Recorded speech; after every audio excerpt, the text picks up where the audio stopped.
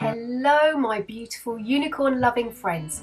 Come with me on this journey and I will show you how I draw them.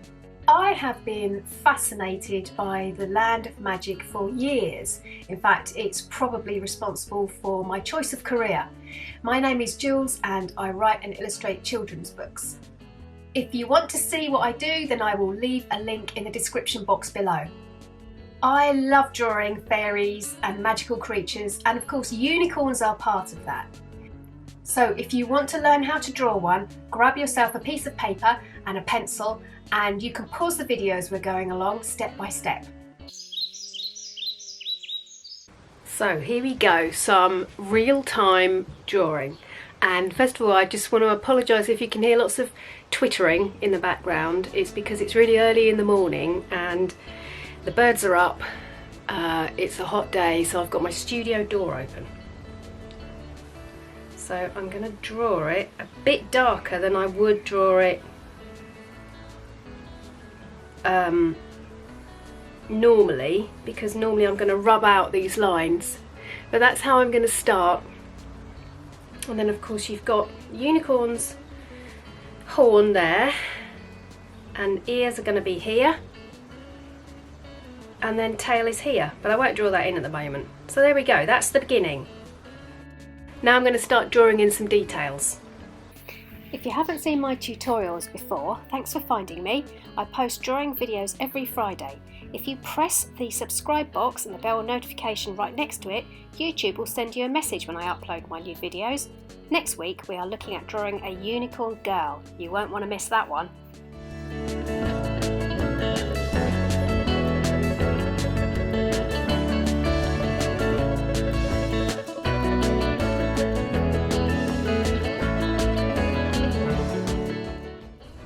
Okay, so because we don't want to have our unicorn standing in midair, like floating, I'm going to ground him, or her, because she's going to be having, she's having a cup of tea and some lovely unicorn cake. So I'm going to draw the table, and that's just going to be like a squished oval shape to start with, like that. And then, because I want to make it look like it's more three-dimensional, two straight lines, one either side, and then another curved line along the bottom, and that shows the tabletop. I'm going to have the legs of the table in line with the bottom of the hooves, so about there. Two at the sides, they're the front legs, and then in the middle I'm going to draw two shorter ones, like that, and that shows that the legs at the back are further away than the legs at the front. It gives it a more three-dimensional feel to it. And then on the table we're going to have a cup of tea, so I'm just going to draw a cup like this. You know, us Brits, we like our tea. If you want to make it a cup of coffee, that's fine by me, or a cup of anything else. If you wanted to draw a cup of lemonade, I'm going to rub this out in a minute, then just draw a glass like this.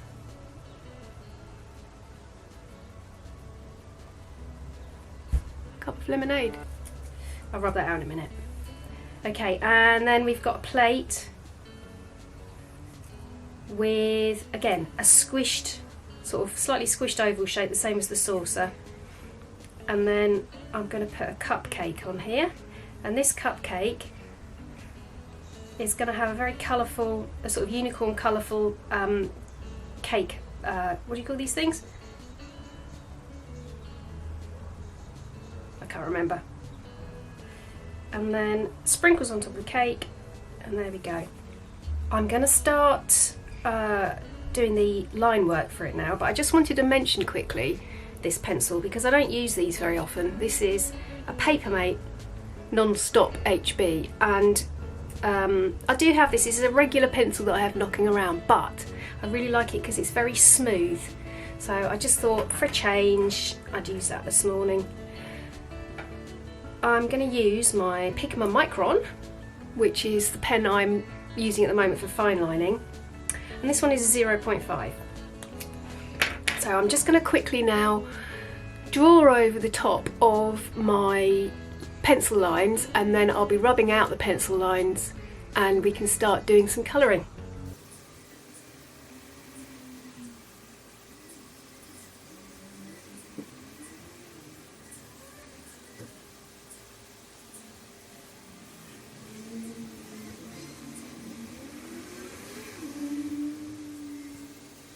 So you might notice at the moment our trusty little unicorn only has 2 legs. These legs are the ones that are nearest to you, so now I'm going to draw the ones that are behind, and you can't see some of them, and they'll also be a little bit shorter than these legs. So the front one is going to be like that, and the back one's going to be also inside under the body, and it's going to be like that. Now onto the table.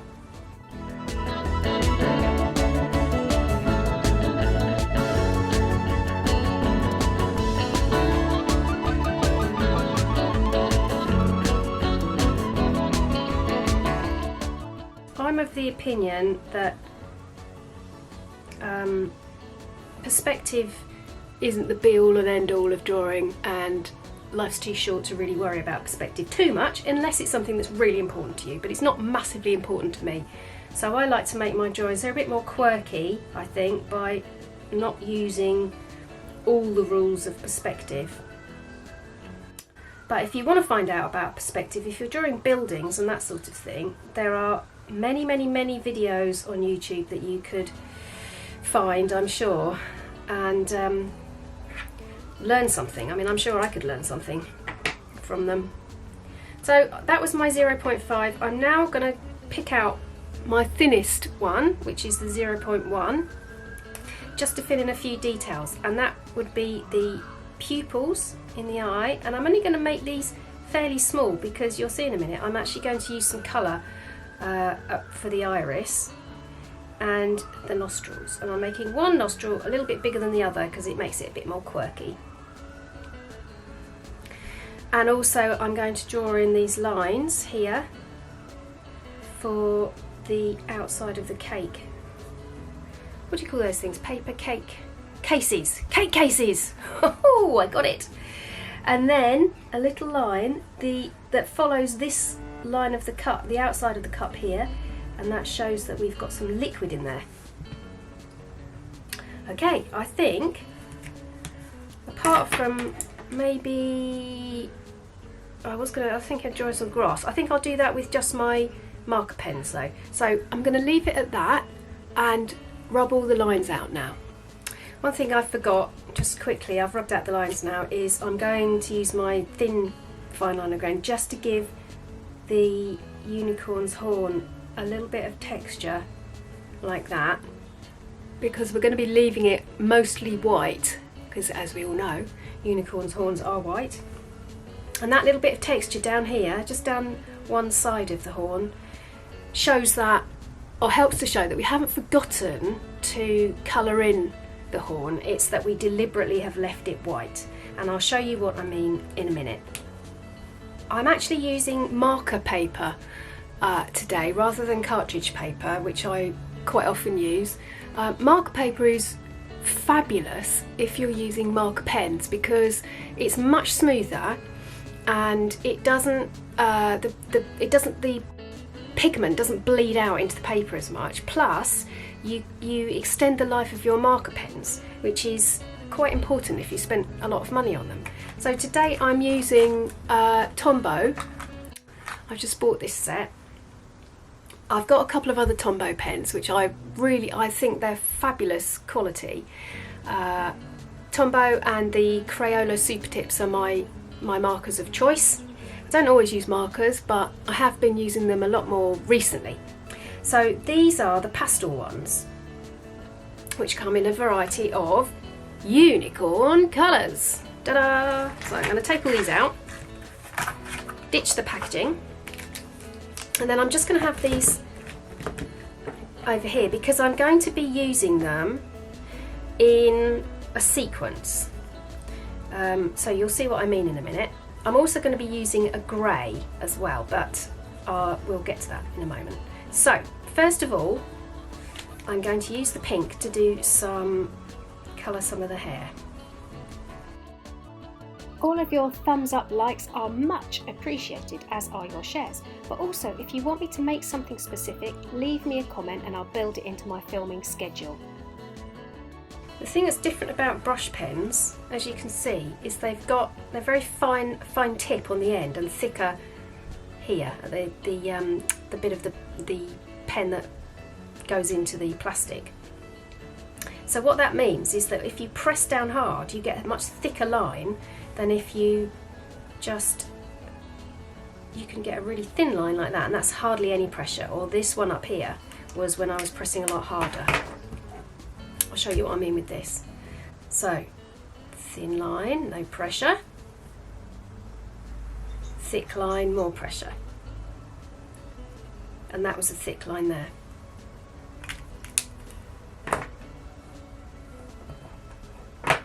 Keep them in the right sequence. This is another purple. So this purple is more of a purpley purple rather than a blue purple, but I'm going to stick it up the other end because I don't want it too close to the other purple. It might just get a bit swamped. And I am keeping my, I don't know if you can see this, but I am actually keeping my pens in the order that I've used them. So this is a really bright blue. I'm going to use it down this end because I don't want it to completely dominate the colour scheme. And then I'm going to use it in between that green and the purple. Last, I've got the yellow, which is a very pale sort of buttery yellow. I'm going to use that a little bit more over here.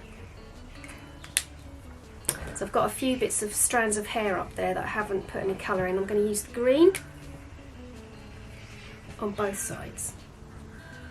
Okay, so unicorn colours. I'm loving it. The good thing about the Tombow pens is that they come with two ends. So you've seen the fat end already, but at the other end there is a thin end, which is pretty good for doing details like the iris of your unicorn. If you don't have access to these sorts of pens, which are a little bit on the pricey side, it has to be said, you can use Crayola Super Tips, which, as I said before, I really like using. They are pretty widely available and easy to easy to get hold of, and also they are not very expensive, which is fantastic if you're on a budget. I use them a lot. I use them for my bullet journaling. I use them when I'm doing workshops for children. You can get them in supermarkets, you don't have to go anywhere. Particularly, you don't need to go to an art shop or something for it. So I would recommend those if you can't get your hands on these ones. That's the next best option, in my opinion. IMO. So here we go. I'm just doing the cake, and I'm going to use that purple, this purpley purple again. And in a minute, I'm going to let this dry. The other thing I wanted to say was, before I rubbed out the lines, I made sure that my fine liner was well dried, because if you don't do that, then you run the risk of smudging it, which is no good at all. We don't want smudges, no thank you. Okay, now, just going to let that yellow dry for a minute. Don't let me forget, I've still got some stuff to do to that cake. But I'm going to go in with my green, and I don't want to see the table and the unicorn floating around in nothingness. So what I'm going to do is put some grass in underneath. And this is just going to be quite sort of abstract. It just shows that they're not floating, and in fact this is more of a sort of shadow, almost, like that. You can be quite free about it. Okay, I think that's probably dried enough now on the cake, and before I forget what I'm doing, going back with the thin end again, I'm just going to do some dots, because this is kind of like hundreds and thousands, which is, I don't know if you have those where you are, but they're called Hundreds and Thousands in the UK, and they are little sugary dots that you put on the top of the cake to make it look very pretty. And there we go. Now, what about our cup of tea? It doesn't look like it's got anything in it at the moment. What colour tea should we have? I think we'll have green tea, obviously, because we've got very healthy unicorn. Now, what I did say before was I wanted to give our unicorn some shadow, because at the moment he kind of looks like there are bits of him that we've forgotten. So I'm just going to grab my grey, and this is a different brush pen that I've been using, and I think they're called Nude Doer. Basically the same thing, but not as expensive and doesn't feel quite as lovely as the older Tombows do. So I'm just going to go, I'm thinking about where is the light falling. Let's imagine that the sun is up here and it's falling down here. So anything under here is going to be in shadow. This side, and it's going to be over that side of the unicorn, shining this way. So under here is going to be in shadow, probably the inside of that leg and the inside of the leg that's nearest the sun. This side of the table, and then a bit of the plates and the cup. So I'm going to press quite hard. I'm going to press lightly to start with and then quite hard as I go down, like this.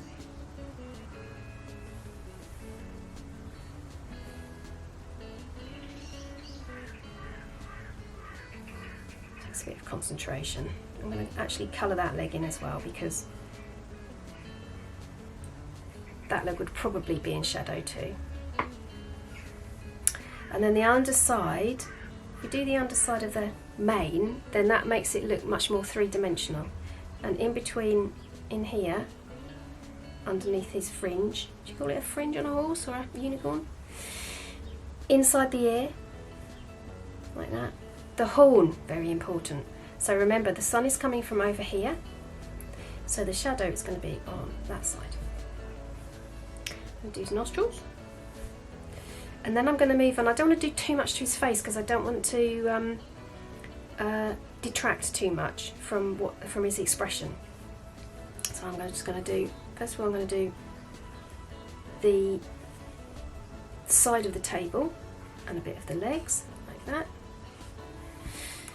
And then underneath the plate, underneath the cup, and I'm going to leave it like that.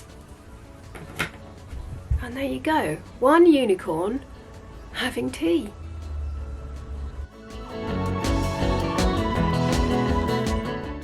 Remember to whack that subscribe button, but not too hard, I don't want you to break a finger, and ding the bell notification next to it. I think that looks super cute and would work really well as a birthday card or a piece of art to add to your growing portfolio of work. You never know, it might be part of your interview one day for college. Thanks for watching. I'm off to look for fairies. I'll see you next week. Oh, don't forget, it's Unicorn Girl next week.